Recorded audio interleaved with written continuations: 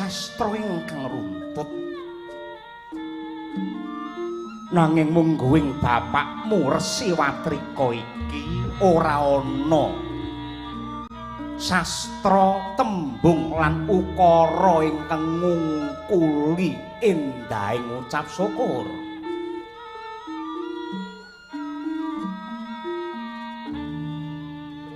Mestine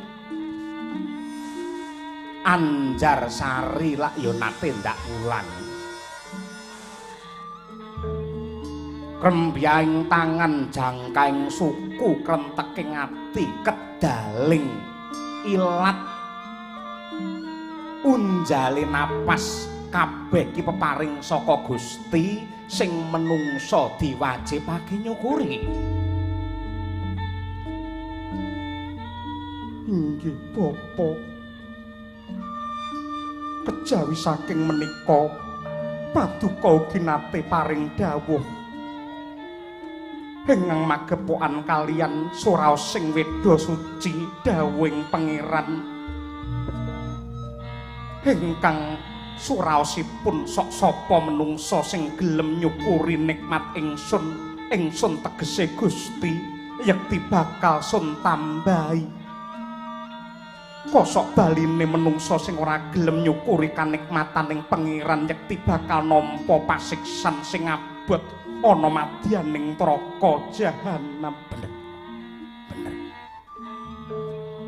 Mula kowe tak gadang-gadang, kowe tak kudang-kudang nadyan to kowe sipating putri rina wengi aja nganti kendhat anggenmu ngabekti marang Gusti Anjarsari.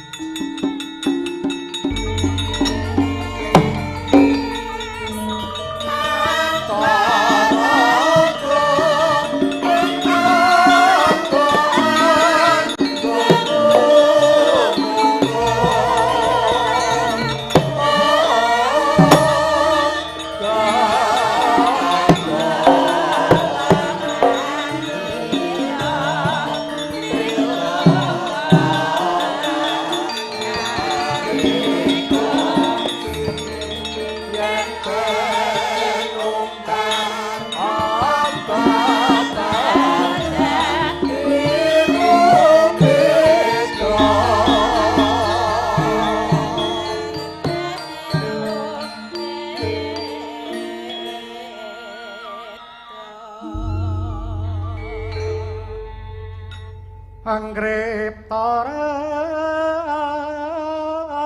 ganing gunung ingkang curane yen katulung saking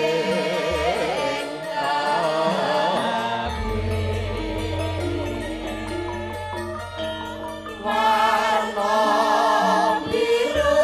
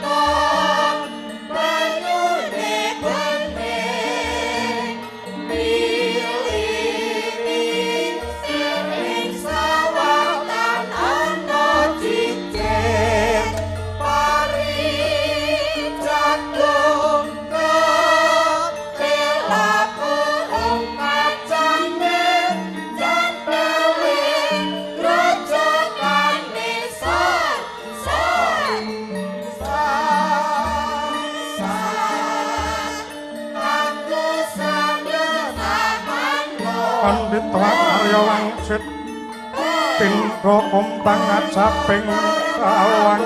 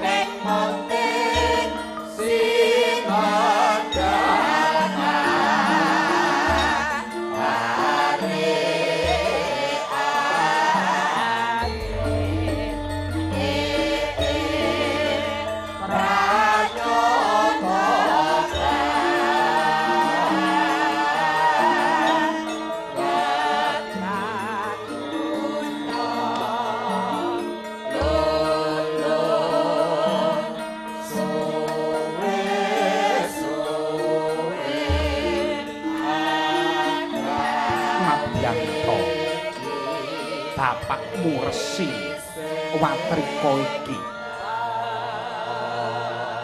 mung dadi brahmana cilik sing mapan ana pucuking gunung Rewantaka mapan ana ing pertapan Candhi Pancuran sing adoh ratu cedhak watu ning rasaku bombong penggalihku mongkok merga duwe anak sing sipate putri sing nyatane rina wengi tansah tuwajuh marang panembah rina wengi ora ana kendhate anggene gegulang kelawan agama suci merga ngene Anjarsari inggih tumraping Resi Watrika sing diarani wong mulya, sing diarani wong tentrem, sing diarani wong sugih, kuwi ukurane dudu Raja Brana derajat pangkat sawah amba tegal jembar. Nanging kanggone Watrika mulya-mulyane wong tuwa kuwi lamun duwe anak sing gampang ditata lan gampang diatur, solah bawa muna-muni lagak lagon lagiane ngepenakake mungguing pandulu lan pangrungu. Yen aku nyawang kelawan kahananmu karo tumindakmu rina wengi kuwi nadyanta Watrika iki durung mati ning rasaku kaya munggah swarga tur tundha sanga. Saya-saya saben-saben wanci mbuh kuwi esuk awan sore munggahe bengi kowe ora nate pisah karo sing jenenge kabudayan. Kowe pinter nuju prana penggalihe wong tuwa ketitik saben-saben aku tilik marang kowe nyedhaki karo kowe mesti ndok suguh ndok sugata karo wujude tembang lan karawitan. Aku ki wis kangen, aku wis kapang wujude tembang karo karawitan. Suwene aku 2 taun punjul ki ra krungu gamelan ngerti ora?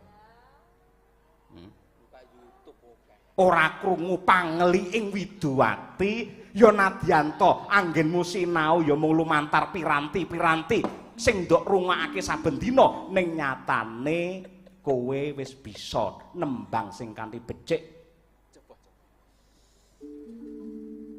Dadi sinden po dalem pengen dadi warangono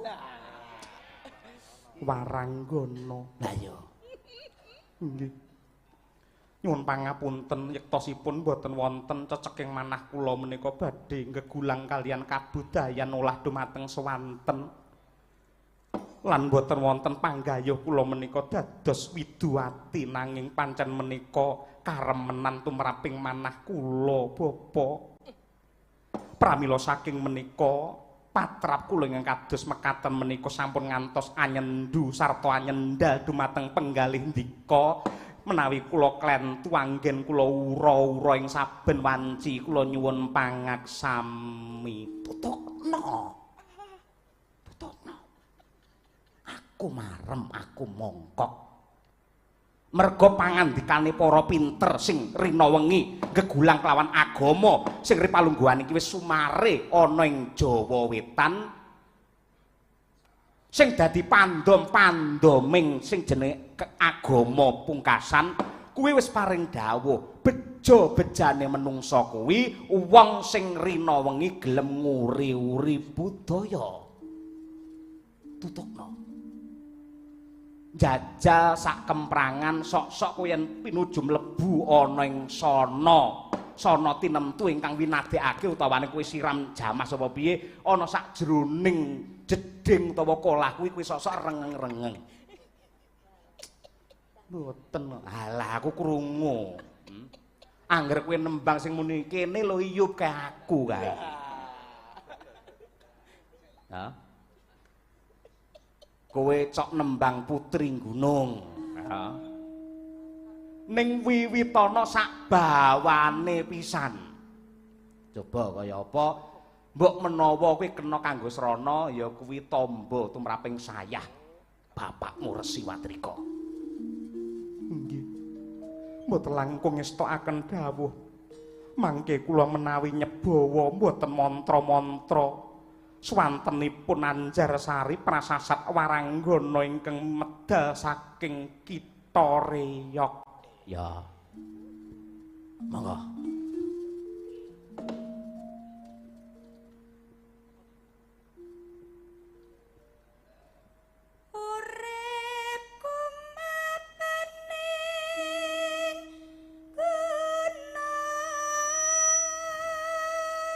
Uripku macane mboten macan, mapan. Oh, mapan to.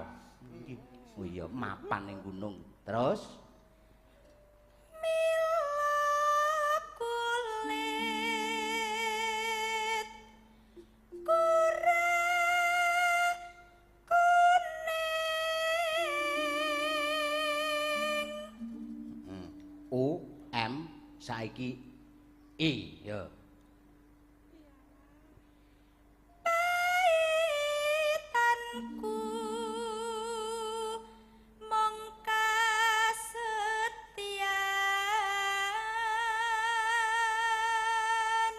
Kok terus P?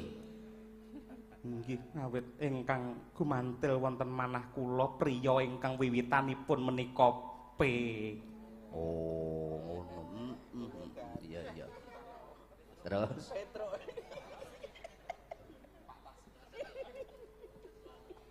nanging Kang Mas Jokuwatir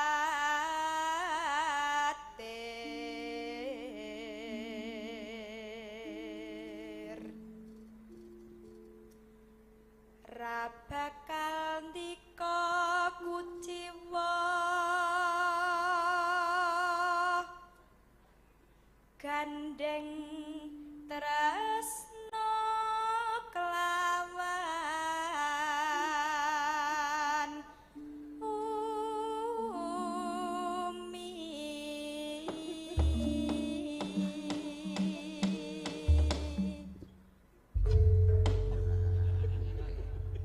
kancamu ana sing nggawa ngek-ngok sing boten usum. Ora usum piye. Awe nggumun karo kanca-kancamu iki jane paguyuban karawitan apa campur sari. Nggih pundi sing mlampah ngoten to Bapak? Oh iya, iya. Ya. Bacutna langgame putri gunung. nadyan aku bocah gunung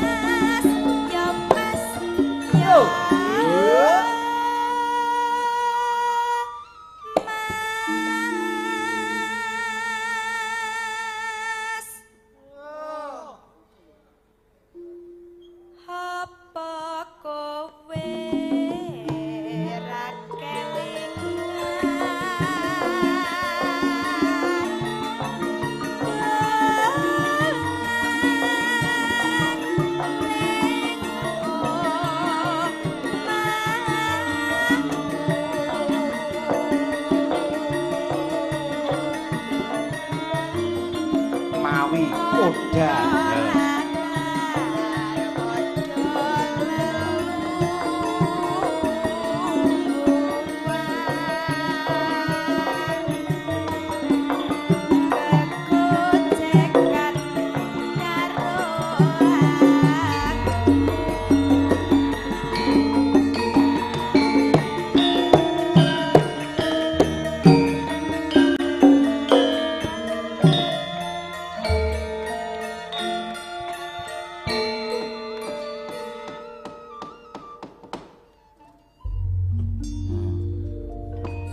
pinter temen kowe gawe bombong ing wong tuwa.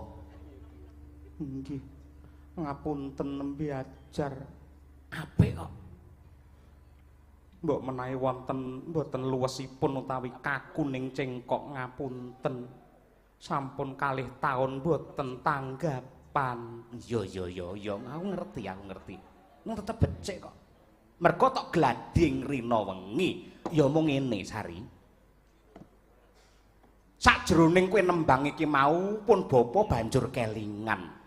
Udakara 3 taun kepungkur pertapan Candhi Pancuran ing ereng-erenging Gunung Rewantaka kerawuhan Narendra pepunjuling jagat pitataning para luhur ya kuwi Narendra Ndarawati Sri Bathara Kresna ingkang nganti putrane kinasih yen ora kleru ya kuwi Raden Setyaka. Wong sing wigati nglamar marang kembang pertapan ya kuwi jeneng Sira Anjarsari wis dadi petunge wis gathuk rembuke ya merga anane pagebluk menungsa sing ora dikeparengake cecaketan menungsa ora kena ora dikeparengake kumpul-kumpul mula ya kudu diundur wektu dhaumu karo Mas Iyaka ya nggih. Kowe gelo apa piye yen rabimu karo Mas Setyaka kuwi diundur nganti palungguhan iki durung ana katrangan kang gumathok saka Ndarawati. Lahir batin gelo apa piye? Matur.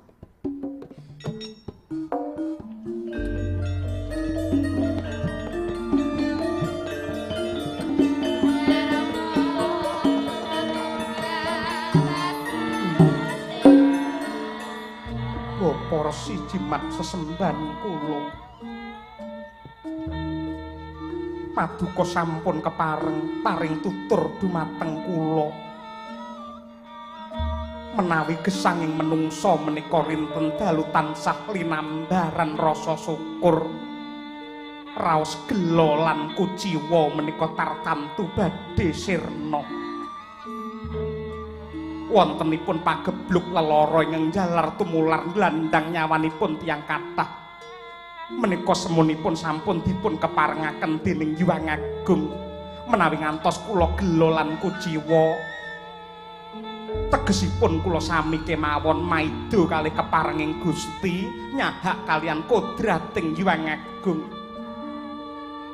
pramila bapa malah kanthi dipun undur rangken kula badhe palakrama kalian Den Mas Tiyaka malah kula saged tansah tabri anggen kula sinau supados benjang menawi estu kawengku putra Ndarawati leres-leres kula dados putri ingkang trep minangka tepa tuladha tumraping para putri negari Ndarawati benjang bapa becik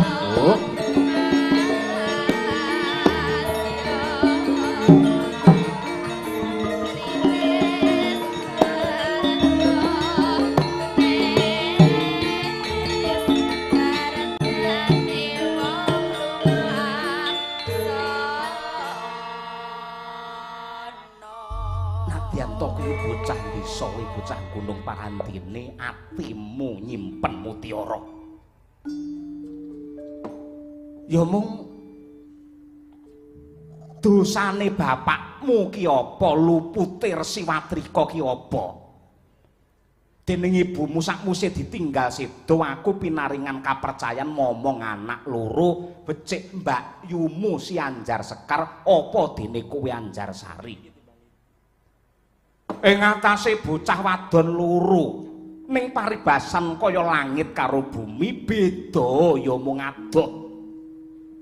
Yen Anjarsari ya kowe kuwi rina wengi mung bangun miturut marang perintahing wong tuwa, kowe tansah tuwajo ing reh perintahing agama, rina wengi sumanding kitab suci. Ning ya gene Mbak Yumu si Sekar kae kok milar saka pranataning agama, nabrak saka wewalering weda suci. Dosane pakmu ki apa? Ing atase Mbak Yumu ki bocah wadon tur isih perawan. Kok rina wengi ora nate saba ning pertapan mung dolan bae. Kleruku lek kunggula wentah karo si Mbak Yumu Sekar ki apa, Sang?